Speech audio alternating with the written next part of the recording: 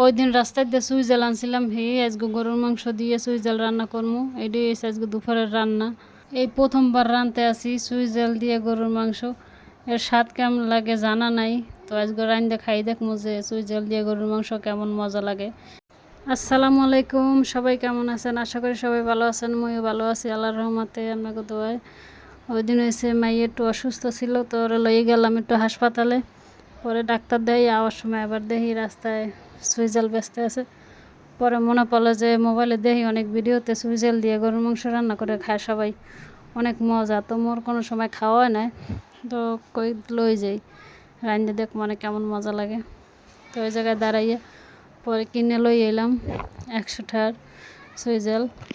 আর মাইয়া দেখে খাইতে চাইছে, হের লেগেও লই আইছি, দেখি কেমন মজা হয় খাইয়া।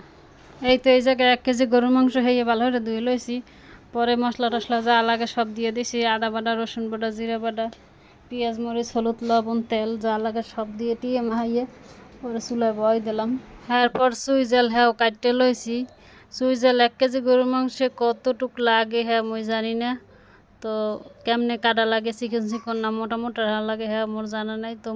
তো মুই মোর আন্দাজ মতো চিকন চিকন করে কয়েকটা কাটতে লইছি।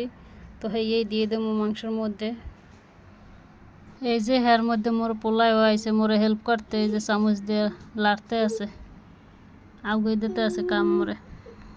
এই তো পরে হাত দিয়ে সব কসলাই মশলাই মাহাইয়া চুলায় বয় দিলাম, কষাইতে আছি কতক্ষণ কষাই টষাই। পরে আবার এই একটা আস্ত রসুন আর হয়েছে সুইজাল দিয়ে দিছি। মাংসের কালারটা কিন্তু অনেক সুন্দরই দেখা যাইতেছে। আর মোর পোলক্ষ আছে যে মোরে কি জ্বালা দেয়, কোনো কামি শান্তিতে করতে দেয় না। রাঁধতে গেলে টানাটানি হারে, খাইতে গেলে টানাটানি হারে, মানে ওরে করলেই সবসময় বই থাকবা, কোনো কাজ বাজ করা যাইব না, বাদ দিয়ে সব আর লই থাকা লাগবে। এই চিল্লি হতে আছে আর টানতে আছে। ভিডিওটা কেমন হয়েছে ভালো মন্দ আপনারা কমেন্ট করে সবাই জানাইয়েন। ভালো লাগলে অবশ্যই লাইক কমেন্ট করবেন, আর একটু বেশি লাগলে অবশ্যই সাপোর্ট করবেন, ফলো দিয়ে পাশে থাকবেন।